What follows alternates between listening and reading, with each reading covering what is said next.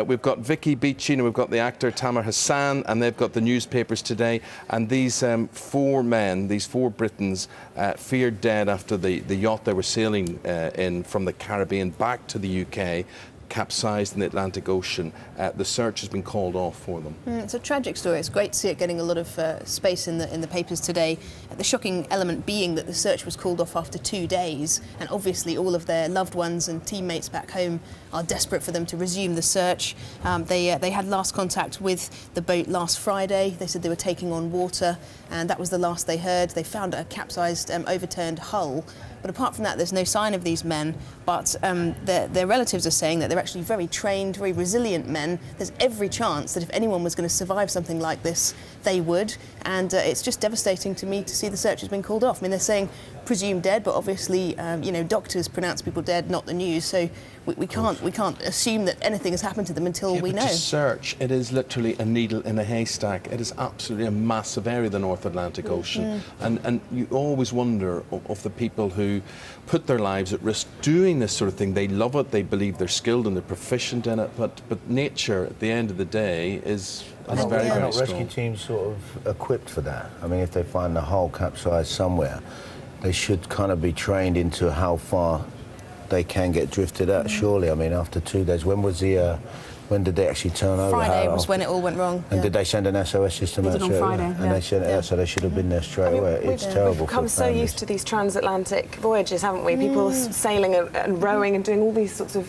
incredible feats all the time. We've got a bit sort of blasé about it, but actually it is still a really dangerous sea, and respect for the ocean's important, even the most skilled salesmen. Sad for the friends and family. Tamer, you're going to the Daily Telegraph now, and we're getting different reports on how long this good weather will last. The Express today saying 6 weeks, and here's a story which says that it'll be 6 hours. It'll be over tomorrow. 6 hours. It's probably going to be over tomorrow. Now, my concerns are with, especially us in the UK, if a leaf falls on a track, the train stops. You know, we're not kind of equipped for snow, rain, and the weather. And I'm a little bit concerned about people just make sure they look after themselves, because us as Brits, as soon as we see a bit of sunshine, you see everyone in shorts and flip-flops, and then within a couple of hours they look like lobsters. That's true. So just be a little bit careful. Tamer and I were actually comparing skin tone, weren't we? And I was saying that my friend said I could try out for Twilight because I'm so pale. I'm quite lucky. I look at a light bulb and catch a colour, so I don't really need the sun. When I go out in this sunshine, I'm just going to turn into like a bright red lobster. Just cover up. Now, Tamer, you're in London at the moment filming 24, the TV series, which is being transmitted, of course, on Sky at the moment. But yet it is not complete. So although it is airing, they're still actually filming, and you don't even know what fate is ahead of you. No. On the TV series at the minute. But you want to talk about one of your co-stars here, who Isabel and I met at the premiere a couple of weeks ago. Yes. Apparently they're talking about her weight.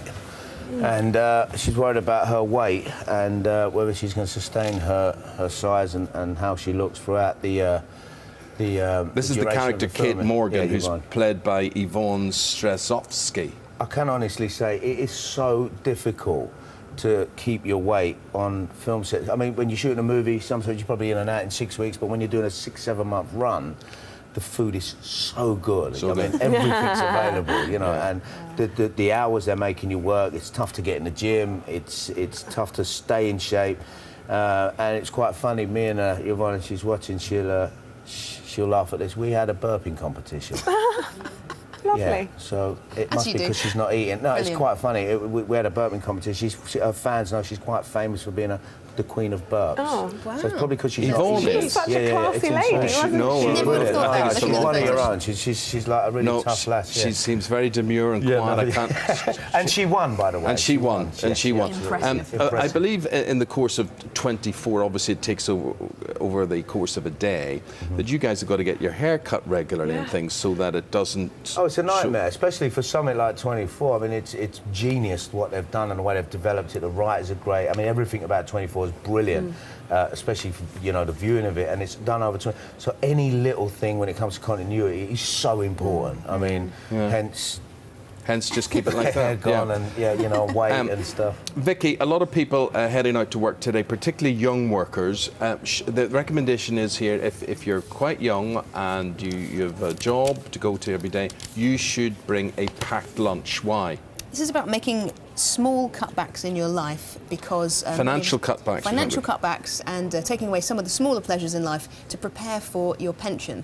And it's raising awareness that for people in their 30s, they just need to start thinking more about preparing for old age. So it's an interesting piece of research that they're reporting on here, that if you were to, as a 30-year-old worker, take a packed lunch rather than purchasing a lunch every day, over the course of your whole career, you could save yourself £63,000. Oh my goodness, it's unbelievable when you do the calculations. I know, and again with them, but who does that? Life's too short. You mightn't live. You might live to see your pension. That's definitely the other way around. I mean, we might as well enjoy things now if it's going to be a time of austerity when we're older. Yeah. Oh, that's more my philosophy. Yeah. Right, let's go to the break. More papers next, including Lewis Hamilton driving a Reliant Robin. Yes, here we go. Co.uk. Vicky Beeching and Tamer Hassan, they have got the newspapers for you on this Monday morning. They've gone out and bought them, so you don't have to do that. We do the hard bit for you. And what we're going to look at now is we've been talking about various forms of housing today, and here's a beautiful Des Res costing only £3,000. Who's it for? Well, probably for people like me that can't afford to buy a house and everybody else my age. This could be a I don't think solution. anyone can afford to buy a house. We can't. I think we'll all be buying these. Yeah. Well, this has been unveiled at the London Pet Show in Earl's Court, and it is a canine palace. And it's a home for your dog that you can build that contains underfloor heating, air conditioning, a window box, a porch, and lots of different hooks and cupboards for all your, dog outfits. And they're just saying now, this is, if you really love your dog, this is the way to spoil them.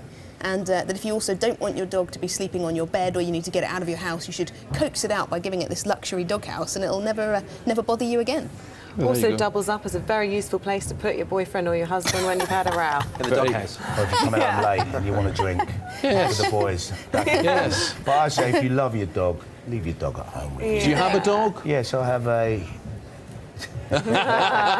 tiny little teacup white chihuahua. I would never have guessed that. Nobody would ever. We rescued him from LA. 24. We I rescued thought you him were from going to LA. say an Alsatian or something. That would be such a sight in the street. That's amazing. It's quite funny. And incidentally, in this hot weather, remember those doggies in those cars. Exactly. Be very careful. They need air conditioning in their £3,000 home. That would sort it out. From dogs to robins, a Reliant Robin.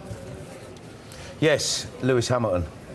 I was just looking through the pages and I thought his F1 team must be having kittens. Why? Why? Because my son was a pro footballer, and it's like you're getting paid to do something, and then you go and play Sunday football and have an injury. Yes. And it's like, what are you doing? So he's playing football in a Reliant Robin on Top Gear.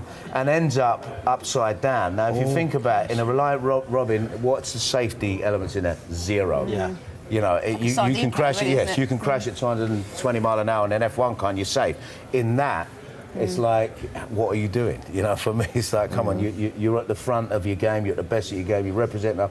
Stop it, Lewis. There you are, as if Jeremy Clarkson's not in enough trouble. Yeah, there we exactly. go. Matt Teal on the back pages. Just want to talk very quickly about Arsene Wenger. This is the back of today's Mirror. All the papers have got this, though. He's reportedly about to sign a new 3-year contract within the next 72 hours worth £24 million over 3 years. They made it hard for themselves on Saturday, didn't they? Yeah, they absolutely did. But, good day for this kind of good news for Arsenal fans. Tamer and Vicky, they'll be back 8:30 previewing some of the stories we're going to feature today. See you then, guys. Here's the weather. It looks as though it's going to be a good day, doesn't it?